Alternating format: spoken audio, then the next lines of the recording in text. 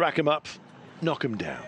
This was where we were expecting a big breakaway.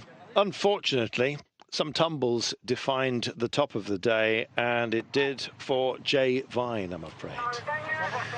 Man in the polka dot jersey involved. Likewise was Carlos Rodriguez, really badly cut up. Also tangled was Mads Pedersen.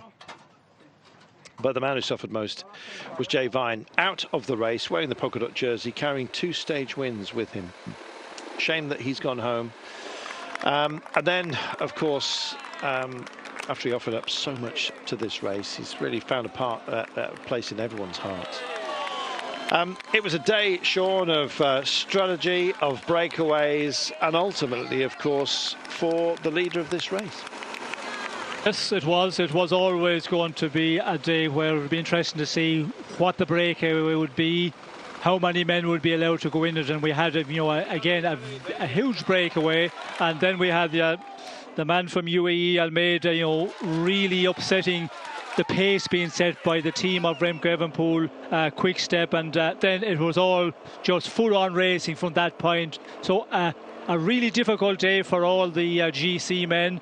I think when the breakaway got away, they were going to be thinking this is going to be a relatively easy day. The last mountain we might have to be a bit careful, but it wasn't the case at all. It was, full-on racing all through the climbs, and this is a one which, might mark some of the riders for the final 2 days we have in the mountains to come. Well, as the breakaway, substantial as it was, 43 riders started to fracture, so did the group of the GC favourites. Because one man, João Almeida, wanted to move up in the overall classification from 6th place. And so he set off in hot pursuit.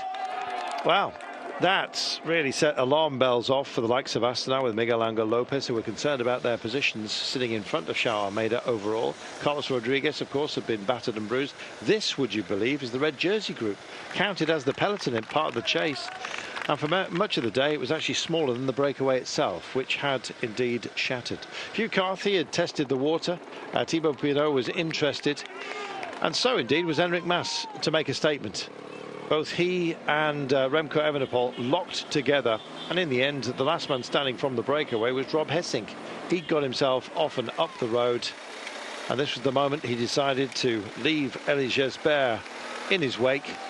Gesbert tried to follow him. And indeed, putting fires out was Remco Evenepoel. He was setting a few himself. When he asked the question, Sean, you better answer quickly, otherwise you won't like the answer.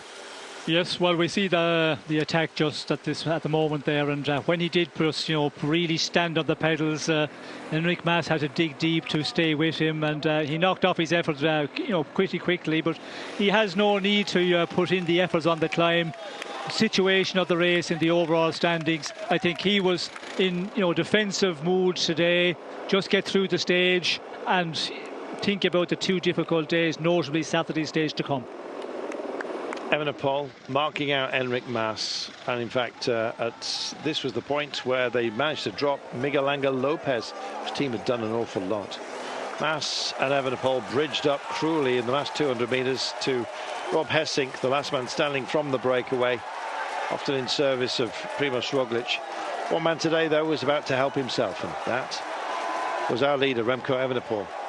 Sprinting away from Enric Mas, stealing another couple of seconds off him, and taking another stage win.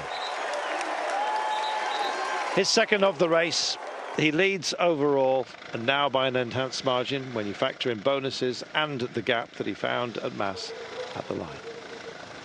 2 minutes and 7 is the difference between them. 6 seconds gained today. Does he need them? Not sure. Still got a couple of days of full-on mountain racing before we get to Madrid.